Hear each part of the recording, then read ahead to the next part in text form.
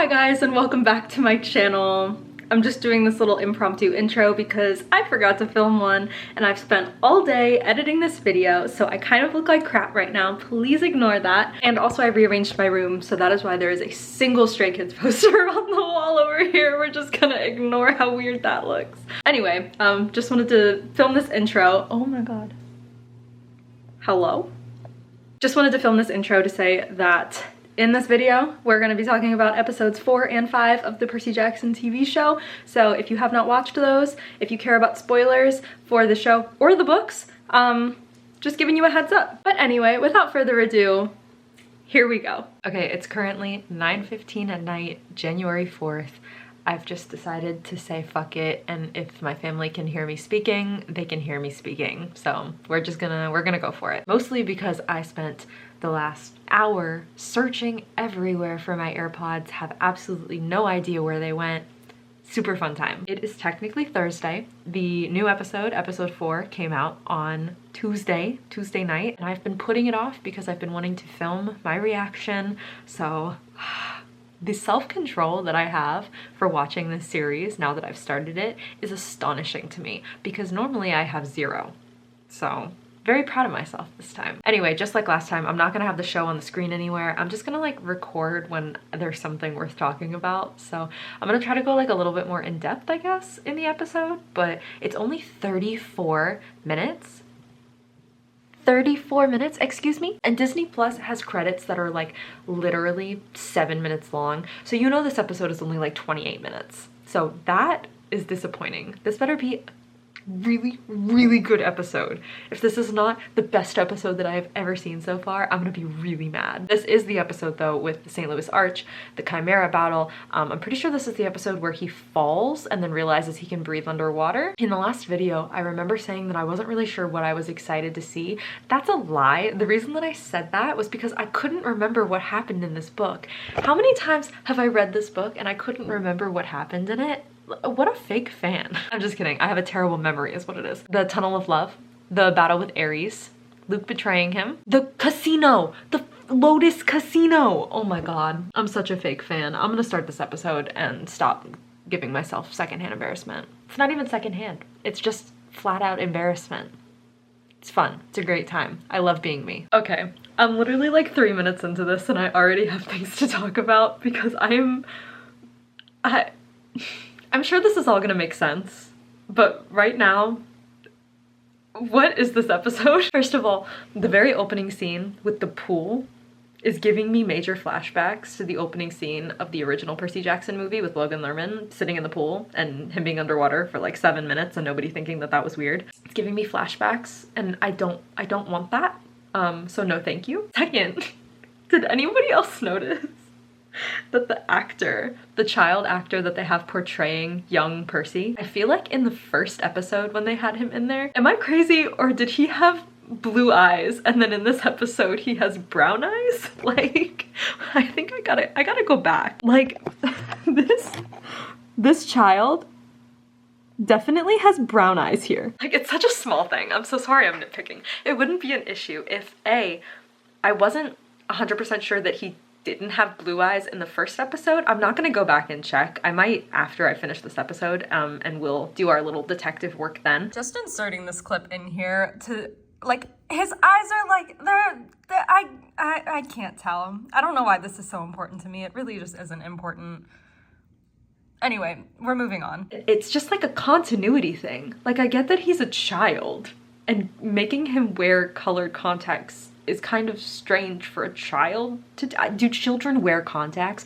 I've never worn contacts in my life. I've never needed glasses. Do children wear contacts? How did we get here? How am I 4 minutes into this episode and I'm on the topic of children needing contact lenses? Let's move on. I also remember when I was talking about the first 3 episodes that I talked a lot about how confusing some of the scenes were, and I feel like it's even more so especially when you haven't read this series. Me having read this series, I know that these dreamscapes that he's going in and that we're seeing with this barren landscape and this scary man's voice, you know, I'm pretty sure that that's Kronos, right? Like, he's having dreams about Kronos because that's what demigods do, but specifically him because of what happens at the end of the series. But it almost feels like the show is like constantly flickering. It's flickering between like past, this dream world, the present, the dream world, and there's very like sudden breaks. There's no like you see him going to sleep and then suddenly he's having a dream where it kind of makes sense. It's like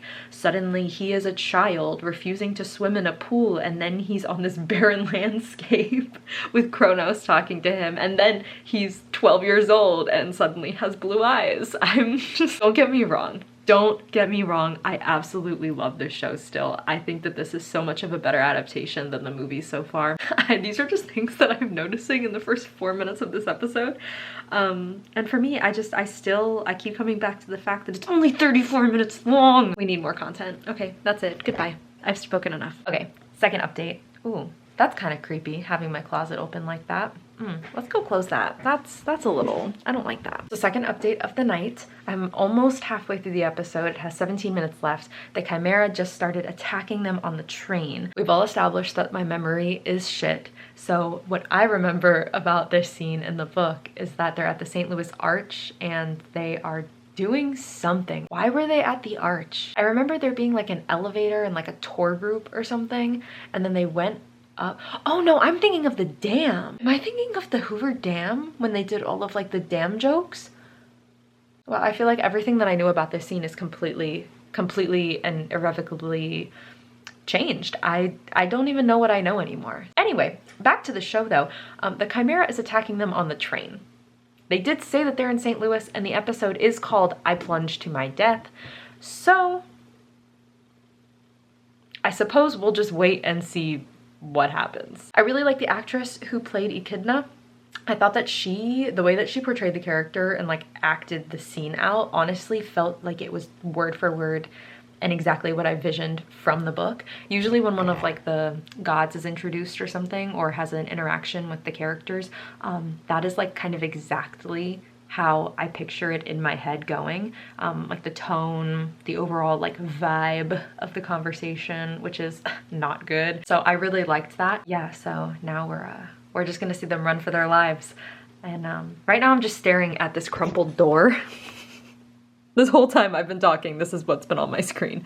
So yeah, fun times. Oh my god, I'm literally officially the biggest dumbass to ever exist, because if I had just given it not 2 more minutes of watching this show, every single thing that I mentioned in that last clip would have been answered. Every single question that I had. I absolutely was remembering the scene from the Hoover Dam in book 3.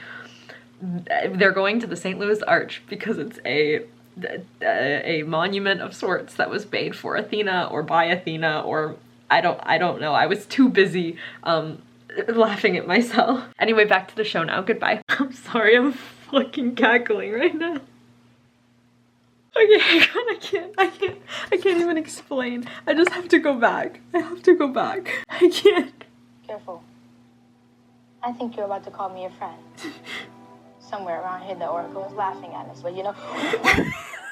That was like the first somewhat sentimental moment between the two of them that we have had this entire show, which is great. We love character development here, and slow, natural character development, especially. The fact that this was the first like semi-decent, growing closer interaction that we've had between the two of them, and for the split second there, I thought that Percy was just going for it. I've read this book so many times. I know when they do get together. And in that split second moment, I really thought Percy was just lunging for it. He was just going. He was going for the goal. I fucking hate myself.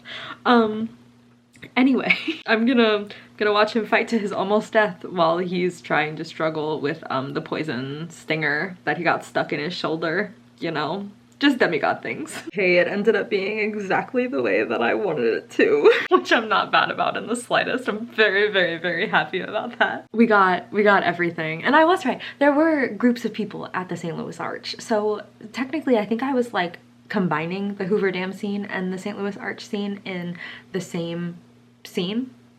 So I was somewhat right, at least. So anyway, we got to the top of the arch. I love, love, love the part where Annabeth was trying to like sacrifice herself, trying to be like, no, you guys go on, I'll hold the Chimera back, whatever. And then Percy just like swapped with her really quickly. I love that. I love that so much. It's so, I don't remember if that happens in the book. I feel like it probably does. I would assume that it does. That's just one of those like very small details that I just have forgotten at this point. But I loved that so much. That just like shows wonders for Percy's character. I love it. The whole scene with the Chimera looked really, really good. Like the CGI on it personally was like really good to me. I love the part where he falls. It's so dramatic. Like he looks like he's dying at that point, but it's so dramatic. And then of course he falls into the water and finds out he can breathe underwater, which is great. I did like how the end of the episode tied back to the beginning of the episode where Sally is in the water with Percy in the pool trying to teach him how to swim because she knows someday this is gonna come in handy. And he's just kind of like, just breathe, Mom. Granted, I don't know why he suddenly said that in that scene. What suddenly possessed this child to say those words in that particular scene? I'm not sure. At the end, it makes sense for her to say just breathe because she's like, you stupid child, you can breathe underwater, stop fighting it. Still obsessed with all of these actors. The more that I watch them on social media and on, you know, interview videos and things like that, the more that I am just absolutely convinced, as are so many people out there from the comments that I see on Instagram, that they literally just kind of like shook the book and these children fell out of this book and were casted in this series.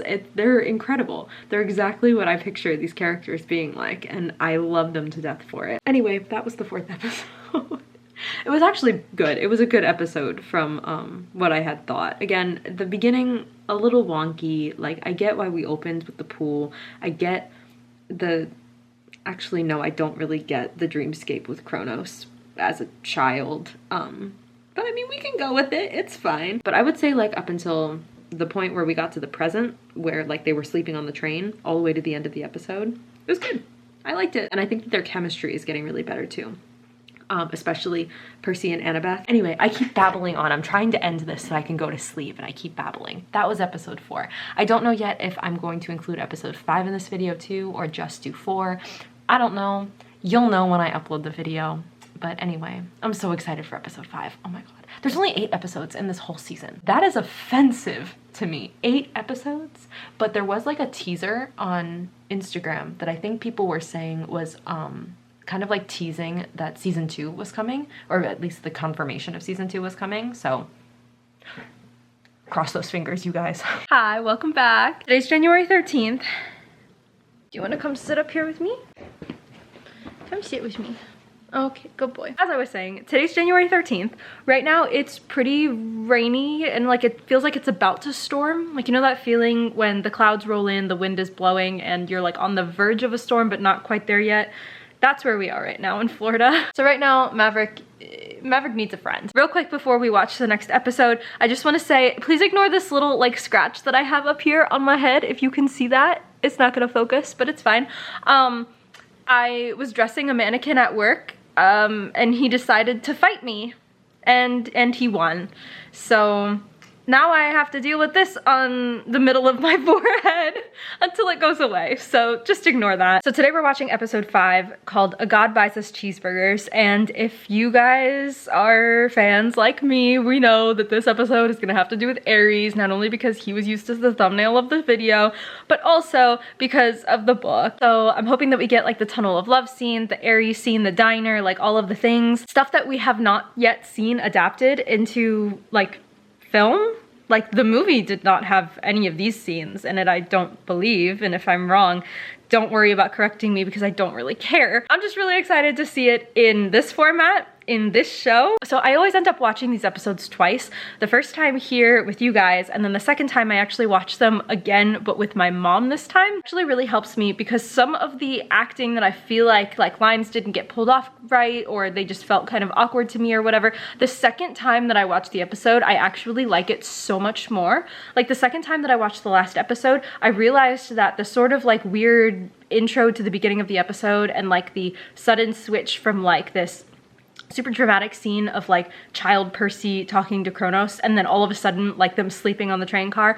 I thought that that was really like jarring all of a sudden, but then when I watched the episode again, it felt natural. So I feel like my initial reactions, sometimes I end up changing my opinions of them like the second, third time that I've watched, which is just normal, it's typical. Yeah, so just a little update. I actually liked the last episode a lot more than I had originally thought that I did, even though I felt like the pacing of it was a little weird, or like where it started and ended off didn't feel like a full episode. It felt like a part of an episode. Like they should have almost like finished the whole St. Louis Arch scene before ending the episode, if that makes sense. But I'm gonna go ahead and dive into this fifth one.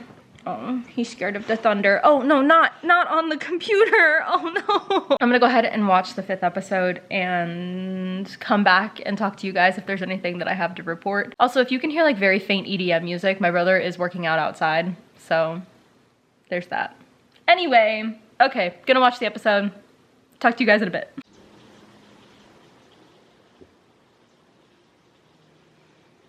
Okay, so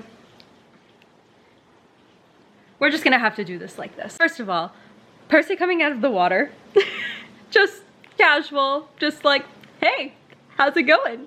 Nothing to see here.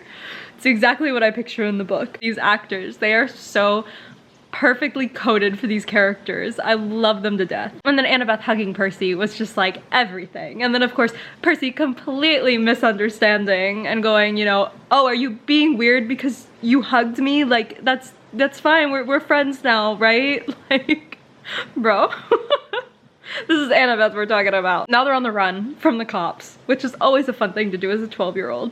And they just got stopped by Hades, not Hades, Ares. And now we're gonna get the diner scene. And I'm so excited. Okay, I literally have only been playing this for like 10 seconds, but I forgot to say something. First of all, love the guy who's playing Ares. I don't know who he is, but I love him. The one thing that I do remember about Ares in the book is that he used to wear these sunglasses, and whenever he would take off the sunglasses, his eyes would literally just be like a pit of fire. So like I kind of hope that we maybe get to see that, like maybe some kind of CGI, at least like one single moment in here would be really cool. But anyway, not them walking into the diner and him saying that he's starting fights on Twitter. Okay, my computer just gave me the 10% warning, so I'm hoping that it will last the next 22 minutes because that's how long I have left in this show, and that I won't have to move to charge my computer. But anyway, they made it to the amusement park. They got through.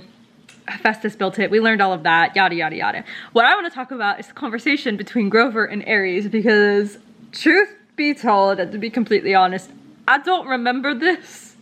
Definitely could have happened, just one of those like minor scenes that I just do not remember, or maybe it's new. Maybe they just added it in the show, I don't know. But either way, the guy who plays Ares, A+.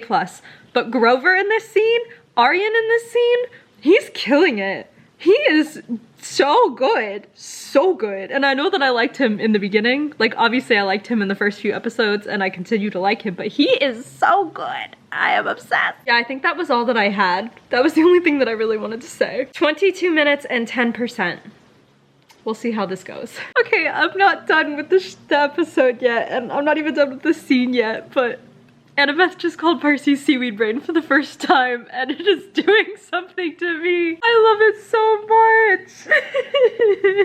Like, it is such a like heart-pounding dramatic moment. They're trying to decide between the two of them who they're gonna sacrifice to sit in the chair, and Percy is telling her that he chose her because she wouldn't sacrifice him if the quest required. She wouldn't hesitate to sacrifice him if the quest required it. And she's like now kind of pulled between two, like she wants to save him because now she likes him, she's friends with him, but also she understands the situation, and it's like so dramatic. But she called him seaweed brain and it's the only thing I can think about. Okay, just finished the episode and I'm obsessed. My favorite line so far in the entire show came from this episode, and it came from Grover. And it said, well, thanks for the emotional abuse and the cheeseburgers. I'm fucking dead. I love it so much. Okay, to be completely honest, when the show came out, the one scene that I had like completely forgotten about was the Lotus Hotel and Casino. So, totally forgot that they took the animal truck to the Lotus Hotel. I'm so excited. I'm so excited. Backtracking a little bit till where I left off before. So they were in the Tunnel of Love. I really liked the animation of Hephaestus's story on the wall. I thought that was really cool. I even thought that them going down like the roller coaster part of it was really good. And I realized they did change and alter slightly from the book, because in the book didn't like the whole thing get covered in spiders, and that was how you found out that Annabeth was like deathly afraid of spiders because of Athena's thing with Arachne. If I'm remembering correctly, I'm pretty sure that that's what happened in the book. So they slightly altered it so that it had to do with the throne that Hephaestus trapped Hera in a long time ago, which like I also didn't dislike. You know, like I felt like they both equally were good and got the job done. So, not mad about the change, not mad about it. Like I feel like there's a good way to adapt a book and change the scenes and alter them slightly, and there's a not so good way. And with this way, they did alter the scene, but they at least kept the integrity of what it was. And they even like did that little thing with Annabeth where Annabeth was saving Percy and talking to Hephaestus, and kind of like her sort of character development through the show, kind of like showcasing that in that scene, and I really liked it.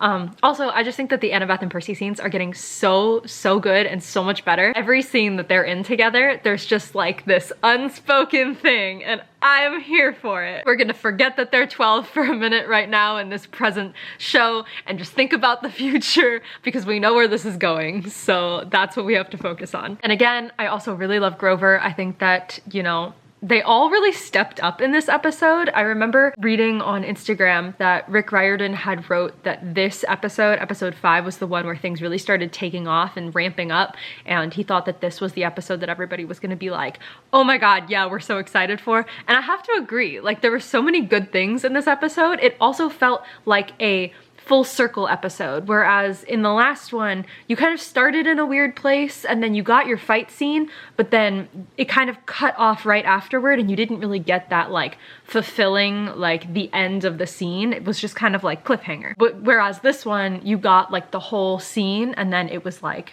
by the end of it you were like satisfied, you know? Or at least I was. Also, I felt like in the book there was a little bit more detail into like Aphrodite. It was Aphrodite's scarf that they went after in the book, wasn't it? And his shield, or maybe it was just, I felt like something with Aphrodite had to do with in the first book. Like there was a little bit more focus on Aphrodite. I cannot remember for the life of me what happened in this first book. That's so sad. Either way, I really loved this episode. Definitely prefer this episode over the 4th one. I think that the 5th one really, like, it was so good. It encapsulated all of the scenes in the book so well.